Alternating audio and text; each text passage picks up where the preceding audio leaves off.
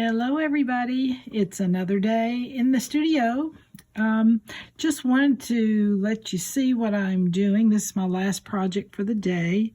I had these beautiful Czechoslovakian cut glass beads. Look at these green. Oh my goodness. And look at the side. Oh, is that not stunning? Anyway, I've had these for a few months, and I've been looking at them every day, and then I saw it in my spirit today what was supposed to go with it. And look at these. These are all these square ones. These and these were all in the same strand. That one, and that one. Such a different combination. So I bought two of them. They were quite expensive, and so I bought two because I just loved them. So I saw what needed to be mixed with it today, and this was the black onyx. I had these black onyx, kind of like rondelles. They're kind of saucer shaped.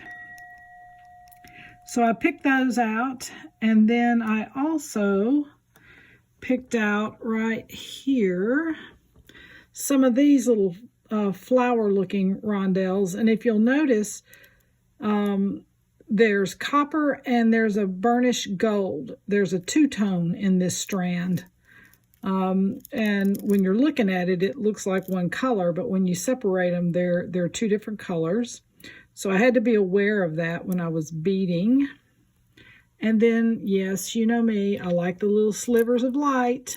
So I've got me some little tiny, about 4 millimeter little bead caps, and I pulled out the copper ones for this one today.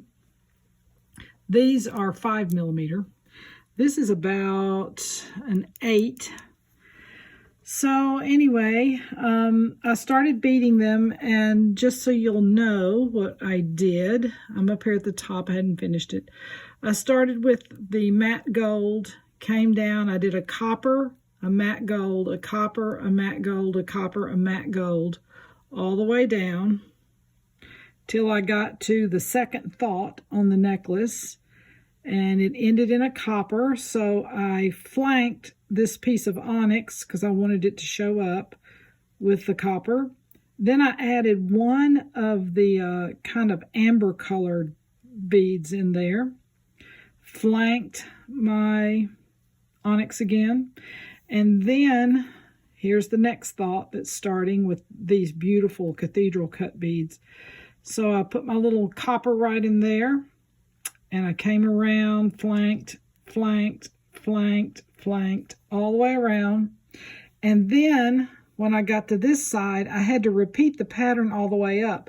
However, I had to pay attention that I didn't invert the little flower discs that are in here. Because if you'll notice over here, it ended in a copper right here. And so I'm going to start with a copper over here and then invert it all the way up. So copper, bronze, copper, bronze, copper, bronze, all the way up. So when you're doing something like this, those are just little things that you kind of have to pay attention to when you're doing something, so it'll have a uniform look. But you know what? If you don't want that, you can do it any way you want to. So anyway, I'm going to put a clasp on, and I had this beautiful gold, and I also had this beautiful copper.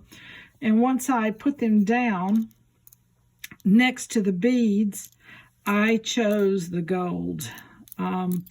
Both of them look fantastic, but because I also have this little amber colored bead right here, I decided to go with that one.